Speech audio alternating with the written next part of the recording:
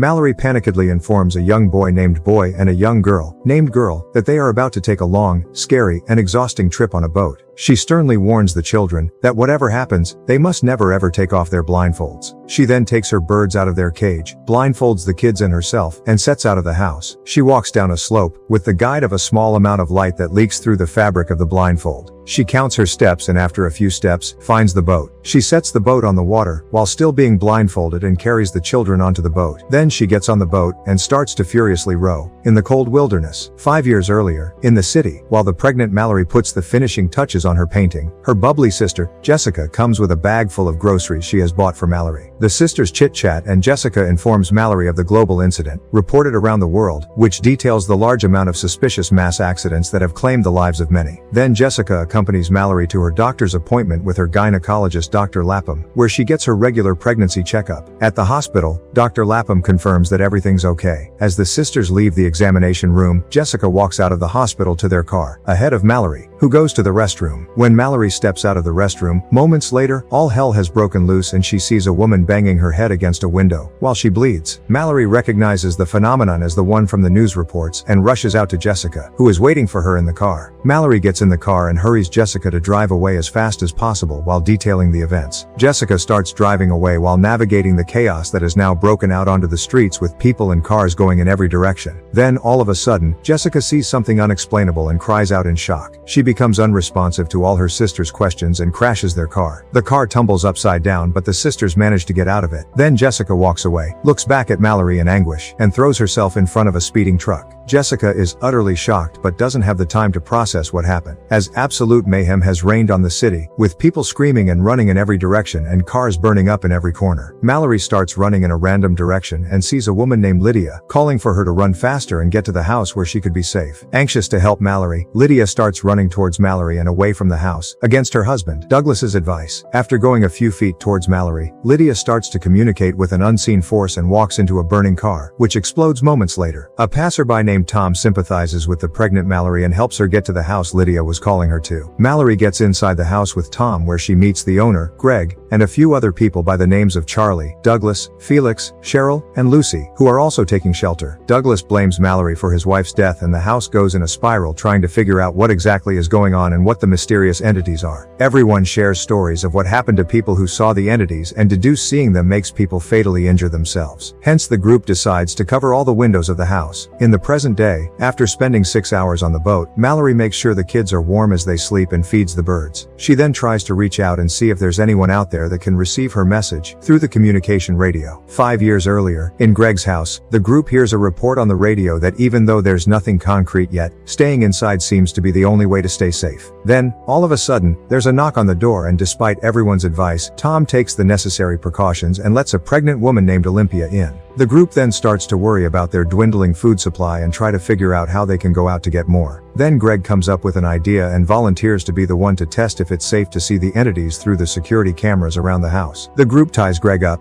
locks him in a room with the surveillance videos and goes downstairs to anxiously wait for the outcome. A few minutes later, the group checks on Greg and is shocked to find him dead on the floor. In the present day, after spending 14 hours navigating the waters, Malorie hears a man's voice telling her that it's okay to take off her blindfold and that he can help pull her to shore. Suspicious, Malorie tells the kids to get down and starts shooting blindly. The man sneaks up on her and fights her to take off her blindfold, saying everyone must see what he has seen. Malorie fights fiercely for survival and manages to lose the man and continue on her way. 5 years prior, in Greg's house, Tom announces that they have officially run out of food. The group discusses, and then Malorie, Lucy, Tom, and Douglas volunteer to go to the supermarket while Charlie is pressured to join them as he works there and can guide them around. They paint and plaster all the windows of the car, put on their blindfolds, and use GPS to drive to the supermarket. They somehow manage to get there and go crazy inside gathering everything they need. Malorie finds a couple of birds and decides to take them back to the house with her. She later realizes that the birds can detect mysterious forces and make sounds to alert her. Then, as the group discusses how to exit the building, they hear a knock on the back door, and a desperate man, whose voice Charlie recognizes as one of his colleagues, asks them to help him. Tom takes precautions and slightly opens the door, and the man starts violently fighting to open the door, screaming that everyone must see what he has seen. The group realizes that the man has been exposed to the entities, and instead of killing himself, he has gone insane and tries to force everyone to share in his fate. So they fight hard but struggle to close the door on him. Out of nowhere, Charlie jumps through the door, pushing the man back, and the group manages to close the door but is completely shocked by Charlie's selfless selfless act. The man is heard showing the entities to Charlie through the door and a pool of blood collects by the door as Charlie kills himself. A few nights later, while Douglas and Malorie stay up late discussing the current events, they hear the car's motor running and realize that Lucy and Felix have run away. In the present day, Malorie and the children spend 24 hours on the river without any break. Then as Malorie rows the boat blindfolded, she bumps into some scraped metal and the boat tumbles over on one side, dropping Boy, the food, and the blankets in the river. Malorie gets the boy out of the water and tries to warm him up. She continues rowing and realizes that she is close to the shore. She warns the kids to keep their blindfolds on and lay low while she goes searching on the land. Malorie feels her way around and finds an abandoned house. Inside, she takes her blindfold off and starts collecting all the blankets she can, while running away from mysterious forces. Meanwhile, Girl gets off the boat to help Malorie as she hears shots from afar. She keeps her blindfold on and searches for her but is pulled away by the force. Luckily, Malorie gets to her but scolds her for disobeying her orders. Then they continue on their way. 5 years prior, in Greg's house one night, Olympia lets a man named Gary, who comes to the house and desperately begs for help in. The group freaks out and holds Gary at gunpoint as he sits in the corner of the room, crying and detailing how psychotics who force people to see the mysterious force have chased him out of his friend's house. Dulles refuses to believe Gary's story and orders him to leave until Cheryl knocks him out from behind, giving Gary a break. Later that night, Malorie and Olympia spend time bonding and Olympia asks Malorie to take care of her baby if anything happens to her. Malorie gives Olympia a cute little doll as a baby shower present and tells her she can pass it on to her daughter. In the present day, Malorie and the kids have spent 38 hours on the river and Girl is revealed to be Olympia's daughter. As they continue the journey, Malorie tells the kids that they are reaching the water rapids and that one of them is going to have to take their blindfolds off and help her navigate. 5 years earlier, Malorie and Olympia go into labor simultaneously. Cheryl, with the help of Tom, delivers both their babies. Malorie has a boy and Olympia has a baby girl. Meanwhile, downstairs in the house, Gary starts drawing dark and disturbing pictures, puts the birds in the freezer and goes around the house opening the windows. Douglas, who is locked out of the house, in the garage sees him and confirms his suspicion that Gary is a psychotic man who has been exposed to the entities. Tom comes, sees the open windows, and wonders what's going on, but Gary comes up from behind him and knocks him out. Gary then goes to the bedroom where Malorie and Olympia are having their babies and unexpectedly starts opening the windows and inviting them to see what he has seen. Olympia sees the entity and gets into a trance. Malorie takes Olympia's baby and Olympia throws herself out of the window. Cheryl also watches the force and fatally injures herself. Malorie hides under a blanket with both the infants. Douglas manages to get to the house and comes blindfolded with a shotgun. Douglas and Gary get into a fight and Gary murders Douglas. Tom regains his consciousness, neutralizes Gary, and goes to check on Malorie. 5 years later, Malorie teaches Boy and Girl how to navigate their way around with a blindfold on while Tom tries to check if someone's out there using a radio communication. One day, Tom and Malorie receive a message from a man named Rick, who tells them that he has a safe place on the other side of the river and gives them directions to follow. Tom and Malorie debate for the following few days as Tom wants to go try their luck while Malorie thinks it's too dangerous. One day, Malorie, Tom, and the kids go out exploring in the woods and find an abandoned house. Inside, they take what they need and as they stay to spend some family time together, unblindfolded psychos come and start shooting at their house. Tom decides to stay behind and distract the psychos while Malorie and the kids escape. Despite Malorie's resistance, Tom tells her how much he loves her and tells her to take the kids to the boat and escape. Tom stays behind to confront the psychos who urges him to take his blindfold off and see what they saw. Tom takes it off, shoots and kills everyone but also sees the entity in the process which makes him shoot himself. Malorie takes the kids to the boat, gives them strict instructions and starts the journey across the river. In the present day, Malorie and the kids spend 48 hours in the river and reach the rapids. Malorie couldn't risk anyone taking their blindfolds off, so they go through it blindly. The boat capsizes and they almost lose each other. They reunite on the shore and continue their journey following the sounds of the birds while being accosted by whispers of the entity tempting them to see it. Malorie apologizes to the kids for being harsh and unaffectionate and tells them how much she loves them. Malorie and the kids finally reach Rick's place and are let in. Inside, Malorie discovers that the place is a school for the blind which now serves as a shelter for many people. Rick leads them to a luscious garden where birds sing and many children play. Malorie sets her birds free. Malorie is then happy to see Dr. Lapham and greets her warmly. The movie concludes as Malorie finally acknowledges she's the children's mother and gives them real names. She names the boy, Tom, and the girl Olympia.